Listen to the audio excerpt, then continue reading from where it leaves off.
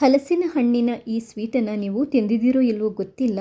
But ಒಂದು ವೇಳೆ ತಿಂದಿದ್ದರೆ ಜನ್ಮದಲ್ಲಿ ಇದರ ರುಚಿ ಮರೆಯಲ್ಲ, ಅಷ್ಟು ಸೂಪರ್ಬಾಗಿರುತ್ತೆ. ಇವತ್ತು ಈ ಸ್ವೀಟನ್ನು ಸುಲಭವಾಗಿ ಹೇಗೆ ಮಾಡ್ಬೋದು ಅನ್ನೋದನ್ನು ಹೇಳ್ಕೊಡ್ತಾ ಇದ್ದೇನೆ.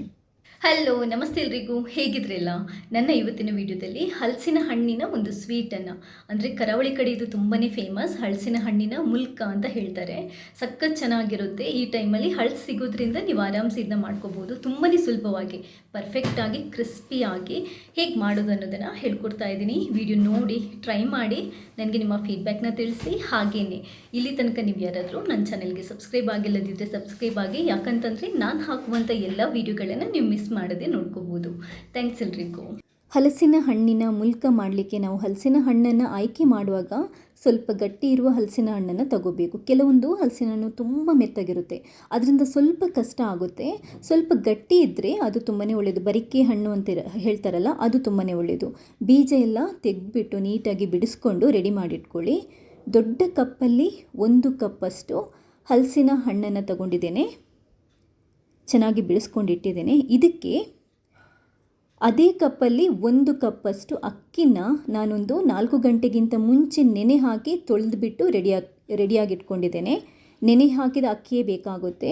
ನೀವು ಎಷ್ಟು ಹಲಸಿನ ಹಣ್ಣು ತೊಗೊತೀರೋ ಅಷ್ಟೇ ಅಕ್ಕಿನ ತೊಗೋಬೋದು. ಬೆಳ್ತಿಗೆ ಅಕ್ಕಿ, ಅರ್ಧ ಕಪ್ಪಷ್ಟು ಕಾಯಿ ತುರಿ, ಅರ್ಧ ಕಪ್ಪಷ್ಟು ಬೆಲ್ಲ ನೋಡಿಕೊಂಡು ಹಾಕಿ. ಸ್ವೀಟು ತುಂಬ ಇದ್ದರೆ ಸ್ವಲ್ಪ ಕಮ್ಮಿ ಹಾಕ್ಬೋದು ಹಲಸಿನ ಹಣ್ಣು. ಸ್ವಲ್ಪ ಏಲಕ್ಕಿ ಬಿಡಿಸ್ಕೊಂಡಿಟ್ಟಿದ್ದೇನೆ. ಹಾಗೆಯೇ ಖಾರಕ್ಕೆ ಸ್ವಲ್ಪ 1 ಟೇಬಲ್ ಸ್ಪೂನಷ್ಟು ಕಾಳುಮೆಣಸು. ಖಾರ ಸ್ವೀಟ್ ಫ್ಲೇವರ್ ಇದೆಯಲ್ಲ, ತುಂಬಾ ಚೆನ್ನಾಗಿರುತ್ತೆ. ಈ ಖಾರ ಕೆಲವರು ಹಾಕಲ್ಲ, ಬಟ್ ನಾನಂತೂ ಇದೇ ಥರ ಮಾಡೋದು, ತುಂಬಾ ಚೆನ್ನಾಗಿರುತ್ತೆ. ಹಲಸಿನ ಹಣ್ಣು ಬಿಡಿಸ್ಕೊಂಡಿರೋದನ್ನು ನೀವು ಮಿಕ್ಸಿಯಲ್ಲಿ ಹಾಕ್ಕೊಳ್ಳಿ. ಹಾಗೆಯೇ ನೆನೆ ಹಾಕಿರೋ ಅಕ್ಕಿ ಇದೆಯಲ್ವ, ನಾವು ತೊಳೆದ್ಬಿಟ್ಟಿಟ್ಕೊಂಡಿದ್ವಲ್ಲ, ಅದನ್ನೂ ಕೂಡ ಮಿಕ್ಸಿಗೆ ಹಾಕ್ಕೊಳ್ಳಿ. ಬೆಲ್ಲ, ಕಾಳುಮೆಣಸು, ಏಲಕ್ಕಿ, ಕಾಯಿ ತುರಿ ಎಲ್ಲದನ್ನು ಒಟ್ಟಿಗೆ ಹಾಕಿ ನಾನು ರುಬ್ಕೊತೀನಿ. ಕೆಲವರು ಬೇರೆ ಬೇರೆ ರುಬ್ಕೊತಾರೆ. ಒಂದು 1/4 ಕಪ್ಪಷ್ಟು, ನೀವು ಸ್ಪೂನಲ್ಲಿ ಹೇಳೋದಿದ್ರೆ ಒಂದು 5-6 ಸ್ಪೂನಷ್ಟು ಅಷ್ಟೇ ನೀರನ್ನು ಹಾಕಿ, ಜಾಸ್ತಿ ಹಾಕೋಬೇಡಿ. ತುಂಬಾ ಕೇರ್ಫುಲ್ಲಾಗಿ ನಾವು ರುಬ್ಕೋಬೇಕು. ಒಂದು ಸರಿ ರುಬ್ಕೊಳ್ಳಿ, ಅದು ತರಿ ಇದೆ, ಇನ್ನೂ ನೀಟಾಗಿ ರುಬ್ಬಬೇಕು ನಾವು. ಹಲಸಿನ ಹಣ್ಣಿನ ಮುಲ್ಕ ಮಾಡೋದಿದ್ರೆ ನೀವಿದೆಯಲ್ಲ, ಈ ಹಿಟ್ಟನ್ನು ತುಂಬ ಜಾಸ್ತಿ ರುಬ್ಬಬೇಡಿ. ಸ್ವಲ್ಪ ಅಕ್ಕಿ ತರಿ ಇದ್ರೇ ಇದೆಯಲ್ಲ, ಮುಲ್ಕ ತುಂಬಾ ಚೆನ್ನಾಗಿ ಬರುತ್ತೆ, ಕ್ರಿಸ್ಪಿಯಾಗಿ ಬರುತ್ತೆ. ತುಂಬ ನೈಸ್ ಪೇಸ್ಟ್ ಥರ ಮಾಡಿದರೆ ಅಷ್ಟೊಂದು ಚೆನ್ನಾಗಿ ಬರಲ್ಲ. ನೋಡಿ, ಈ ಥರ ತರಿ ಇರಬೇಕು ಮತ್ತು ಈ ಹದ ಇರಬೇಕು. ನಾನು ನೀರು ಹಾಕಿಲ್ಲ, ಜಸ್ಟ್ ಒಂದು 4-5 ಸ್ಪೂನ್ ಅಷ್ಟೇ ನೀರು ಹಾಕಿರೋದು, ಅದಕ್ಕಿಂತ ಜಾಸ್ತಿ ನೀರು ಹಾಕೋಬಾರ್ದು. ಹಾಗೆ ಕೆಲವರು ನೀರು ಹಾಕದೆ ಕೂಡ ರುಬ್ಬಿ ಮಾಡ್ತಾರೆ. ನೋಡಿ, ಈ ಹದ ಹೇಗಿರಬೇಕು ಅಂತಂದರೆ, ಕೈಯಿಂದ ತಗೊಂಡು ಈ ಥರ ಬಿಡುವಾಗ ಕಟ್ಟಾಗಿ ಬೀಳಬೇಕು. ಆವಾಗ ನೀಟಾಗಿ ನಮಗೆ ಮುಲ್ಕ ಮಾಡೋಕ್ಕೆ ಈಸಿ ಆಗುತ್ತೆ.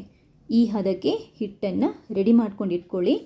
ಇವಾಗ ನಾವು ಮುಲ್ಕನ ಕಾಯಿಸ್ಕೋಬೇಕು ಎಣ್ಣೆಯಲ್ಲಿ. ಸ್ಟವ್ ಮೇಲೆ ಒಂದು ಬಾಣಲಿ ಇಟ್ಟು ಅದಕ್ಕೊಂದು ಸ್ವಲ್ಪ ಕುಕ್ಕಿಂಗ್ ಆಯಿಲ್ ಹಾಕ್ಕೊಳ್ಳಿ. ನಾನು ಕೋಕೋನಟ್ ಆಯಿಲ್ ಯೂಸ್ ಮಾಡಿದ್ದೇನೆ. ಇದರ ಫ್ಲೇವರ್ ಸಖತ್ತಾಗಿ ಬರಬೇಕು ಅಂತಂದರೆ ಈ ಎಣ್ಣೆಗೆ ಒಂದು ಸ್ವಲ್ಪ ತುಪ್ಪನ ಹಾಕ್ಕೊಳ್ಳಿ. ನಾನು ಮನೆಯಲ್ಲೇ ರೆಡಿ ಮಾಡ್ಕೊಂಡಿರುವಂತಹ ತುಪ್ಪನ ಹಾಕ್ಕೊಂಡಿದ್ದೇನೆ.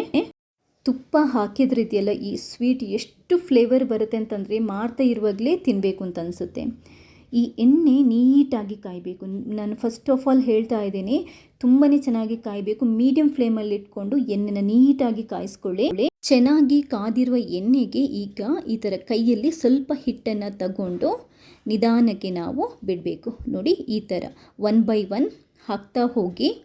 ಒಂದು ಸರಿ ಎಲ್ಲ ಹಿಟ್ಟನ್ನು ನೀವು ಎಷ್ಟು ಬೇಕೋ ಅಷ್ಟು ಹಾಕಿದ ನಂತರ ಉರಿನ ಮೀಡಿಯಂ ಫ್ಲೇಮ್ಗೆ ಇಟ್ಕೊಳ್ಳಿ. ನೀವು ಮತ್ತೆ ಪುನಃ ಹೈ ಫ್ಲೇಮ್ ಇಟ್ಕೊಂಡು ಕಾಯಿಸಿದರೆ ಅದು ಕರಟಿ ಹೋಗುತ್ತೆ. ಹಾಕುವಾಗ ಹೈ ಫ್ಲೇಮ್ ಇರಬೇಕು, ತುಂಬಾ ಕಾದಿರಬೇಕು. ಅದಾದ ನಂತರ ಮೀಡಿಯಂ ಫ್ಲೇಮ್ಗೆ ಉರಿಯನ್ನು ಕಮ್ಮಿ ಇಟ್ಕೊಂಡು ಇವಾಗ ಇದನ್ನ ನೀವು ಫ್ರೈ ಮಾಡ್ತಾ ಬರಬೇಕು.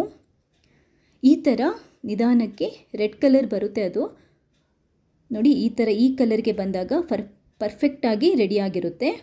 ನೀಟಾಗಿ ಎಣ್ಣೆಯಲ್ಲಿ ಮಗುಚಿ ನೀವು ಈ ಥರ ಕಾಯಿಸ್ಕೋಬೇಕು. ತುಂಬಾ ಕರಟು ತನಕ ಬಿಡಬೇಡಿ. ನಿಮಗೆ ಇಷ್ಟು ಕಾದರೂ ಕೂಡ, ಫ್ರೈ ಆದರೂ ಕೂಡ ಅದು ಒಂದು ಸ್ವಲ್ಪ ಸಾಫ್ಟ್ ಅಂತ ಅನಿಸುತ್ತೆ ತೆಗೆಯುವಾಗ, ಬಟ್ ತೆಗೆದ ನಂತರ ಅದು ಗಟ್ಟಿ ಆಗುತ್ತೆ. ಅದರಿಂದ ಕೆಲವರು ಏನು ಅಂದ್ಕೊತಾರೆ, ಇದು ಕಾದಿಲ್ಲ ಅಂದ್ಕೊಂಡು ಮತ್ತೆ ಸುಡೋ ಥರ ಕಾಯಿಸ್ತಾರೆ. ಆ ಥರ ಕಾಯಿಸ್ಕೋಬಾರ್ದು. ಈ ಹದಕ್ಕೆ ಬಂದರೆ ಓಕೆ, ಪರ್ಫೆಕ್ಟಾಗಿ ನಮಗೆ ಮುಲ್ಕ ರೆಡಿಯಾಗಿದೆ. ನೋಡಿ, ನೋಡ್ತಾ ಇದ್ರಲ್ವಾ ಎಷ್ಟು ನೀಟಾಗಿ ಬಂದಿದೆ ಅಂತ. ಸ್ವಲ್ಪ ಹೊತ್ತಾದ ನಂತರ ನಾನು ಇವಾಗ ನಿಮ್ಗೆ ಇದನ್ನ ತೋರಿಸ್ತಾ ಇದ್ದೀನಿ. ಸಖತ್ ಕ್ರಿಸ್ಪಿಯಾಗಿ ಬಂದಿದೆ, ಅಷ್ಟೇ ಸಾಫ್ಟಾಗಿ ಬಂದಿದೆ, ತುಂಬಾ ಚೆನ್ನಾಗಿ ಬಂದಿದೆ. ಫ್ಲೇವರ್ ಅಂತೂ ಅದ್ಭುತವಾಗಿರುತ್ತೆ.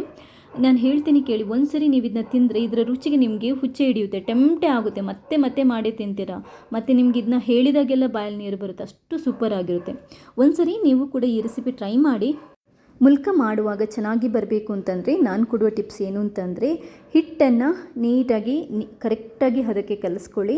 ಹಾಗೆಯೇ ಕಾಯಿಸುವಾಗ ಫಸ್ಟ್ ಎಣ್ಣೆನ ಹೈ ಫ್ಲೇಮ್ಗೆ ಇಟ್ಕೊಂಡು, ಅಂದರೆ ನಾವು ಅದನ್ನ ಮುಲ್ಕನ ಬಿಡುವಾಗ ಅದು ಸ್ವಲ್ಪ ಗಟ್ಟಿಯಾಗೋ ತನಕ ಹೈ ಫ್ಲೇಮ್ಗೆ ಇಟ್ಕೊಂಡು ಕೊನೆಗೆ ಮೀಡಿಯಮ್ ಫ್ಲೇಮ್ಗೆ ಇಟ್ಕೊಂಡು ನಾವು ಕಾಯಿಸ್ಕೋಬೇಕು. ಆವಾಗ ಪರ್ಫೆಕ್ಟ್ ಆಗಿರುವಂಥ ಮುಲ್ಕ ರೆಡಿಯಾಗುತ್ತೆ.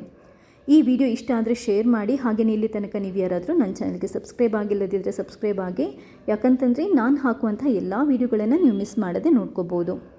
ಥ್ಯಾಂಕ್ಸ್ ಎಲ್ರಿಗೂ.